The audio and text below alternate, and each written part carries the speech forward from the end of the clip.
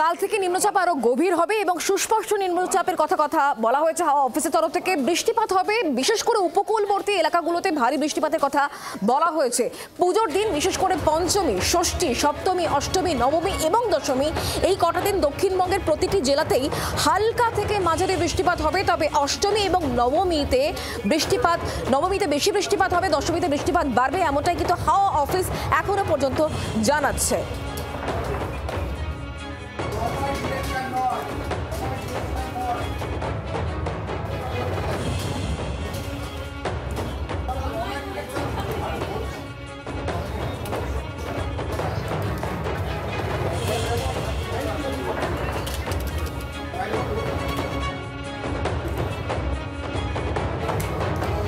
ফের বঙ্গোপসাগরে গভীর নিম্নচাপ, কাল গভীর নিম্নচাপ স্থলভাগে প্রবেশ করবে।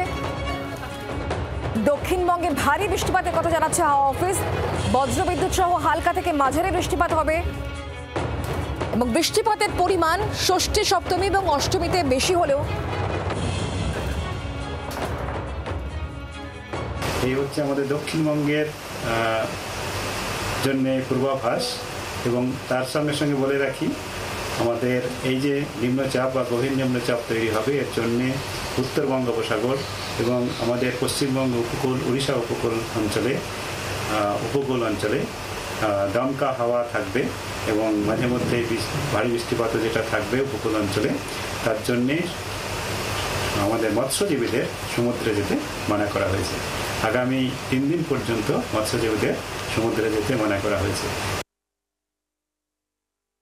দক্ষিণবঙ্গের 1 তারিখে বৃষ্টিপাত আবার বাড়ার সম্ভাবনা থাকছে। মূলত 1 তারিখের সন্ধ্যা বা তারপরের থেকে বৃষ্টিপাত বাড়বে। কারণ স্বরূপ এটা হচ্ছে আমাদের 1 তারিখ নাগাদ আরেকটা নিম্নচাপ তৈরি হওয়ার সম্ভাবনা রয়েছে, যেটি যার প্রভাবে 2 তারিখে আমাদের পশ্চিমবঙ্গের সর্ব জেলাতেই হালকা থেকে মাঝারি বৃষ্টিপাত এবং ভারী বৃষ্টিপাতের সতর্কতাও দেওয়া হয়েছে 2 তারিখে। তো তার মানে হচ্ছে 2 তারিখে আমাদের বৃষ্টিপাতের পরিমাণ আবার বাড়ার সম্ভাবনা থাকছে।